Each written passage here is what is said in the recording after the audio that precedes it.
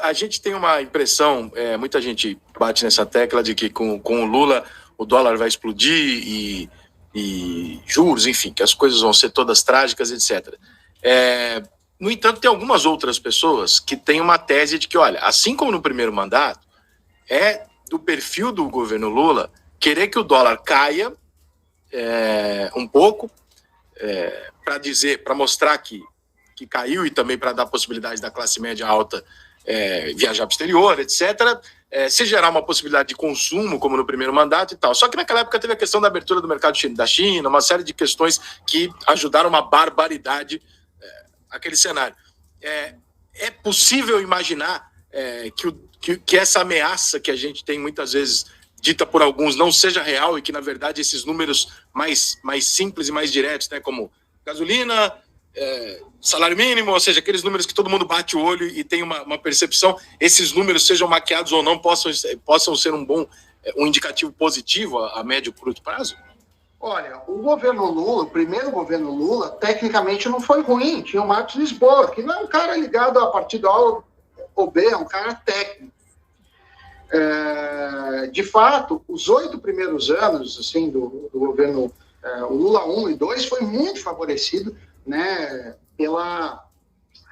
pelo boom das commodities. Todo país exportador se desenvolveu.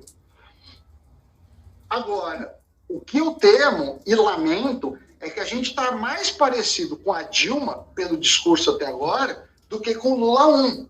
Por que eu estou falando isso? Já se fala em Petrobras não seguir leis de mercado, ou seja, você sucatear a empresa, em prol do desenvolvimento, gasolina mais barata, eu já posso citar alguma coisa sobre isso, e equilibrar preços, dar pedaladas fiscais, ou seja, nem ter gasto, né, quebrar o teto de gastos definitivamente. Então, o número de ministérios do Lula também assusta um pouco, essa multiplicação de ministérios. A gente sabe que depois de um ministério não é só a criação na canetada, vem um monte de gente, isso incorre em gastos. O Bolsonaro, como eu falei, ele fez uma política de esquerda, de certa forma, mas em contrapartida, ele tinha receita nas empresas públicas, ele ajustou alguns cargos. Agora, o que o Lula ameaça é assim, eu vou dar dinheiro por um lado e vou gastar mais pela máquina pública do outro. Então, vai estourar a conta. Então, eu queria... Mas, no primeiro momento, pode aparecer números positivos do que camuflados? Pode. Você vai começar a injetar dinheiro, o pessoal vai consumir mais, a economia vai crescer. No curto prazo, você dá dinheiro é bom. No médio e no longo prazo, é inflação, juros altos e dólar. Mas, assim, médio prazo é um ano. Não é que vai ser daqui 10 anos, não. Vai pagar conta alta. Agora, politicamente, tanto um quanto o outro vai jogar. Um falou que o outro deixou uma herança maldita. Então, assim, os governantes, seja quais forem, nunca é culpa deles, né? Sempre é culpa de algo externo e incontrolável. Então, você tem isso. Mas, assim, um fato que a gente não pode negar é que em 40 anos a produtividade brasileira não melhorou. A gente não tem como você ficar mais rico. E para melhorar isso, é educação. Então, ao invés, por exemplo, no meu entendimento, de você ficar dando dinheiro para pesquisa de pós-graduação, para a universidade, talvez a gente tivesse que ter um ensino médio, um ensino fundamental mais forte. Vocês viram aqui o Pilinico, meu filho apareceu, por exemplo, ele tem 7 anos. Desde 5 anos eu ensino programação para ele.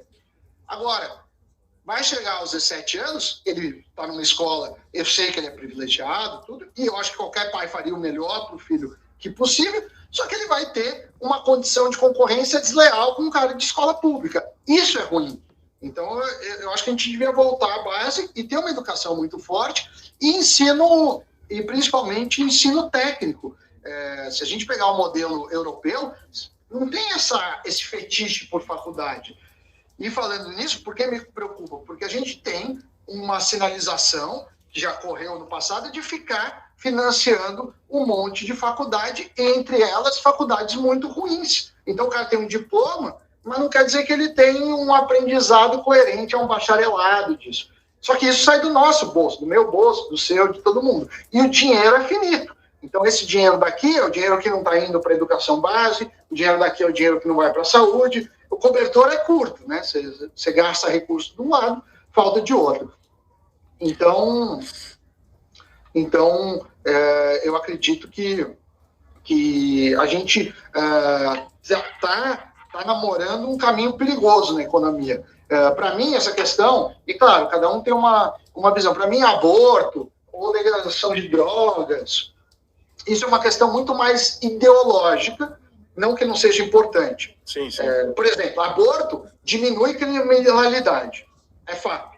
Se você liberar o aborto, você vai ter... Isso tem estudos, principalmente do Steven Lewis, que é de Chicago, mostrando que diminui a criminalidade de uma geração depois. O que é explicável, porque você fala assim, olha, se o cara, um filho não bem-vindo, ele foi evitado, a chance desse filho não bem-vindo, se não tivesse sido evitado, ir para o crime é maior. Agora, eu não estou defendendo o aborto, porque você pode falar, tem uma questão ideológica. Eu acho o aborto um assassinato, ou por uma questão religiosa, acabou. Mas isso é uma discussão da sociedade. Sim. O que me irrita é reforma trabalhista, marco do saneamento, essas leis você não pode emitir, gasto público, isso a gente vai pagar caro. Você falou, eu não gosto, eu não entendo muito de economia, mas, cara, você entendendo ou não, vai afetar a sua vida, vai afetar a vida da sua família. A gente vai pagar a conta, que nem lei da gravidade. Você pode entender, não gostar, mas você vai pagar. Não dá para você ir contra a lei da gravidade. E isso que eu acho muito triste,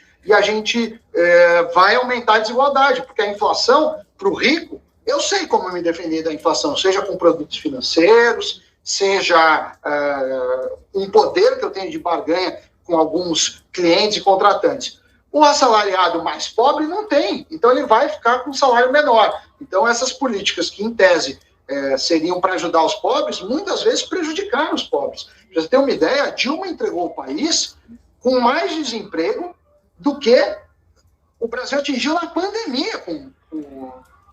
É um negócio inacreditável, com uma taxa de juros maior do que dos últimos anos, com uma inflação maior do que a desse ano. Então, assim,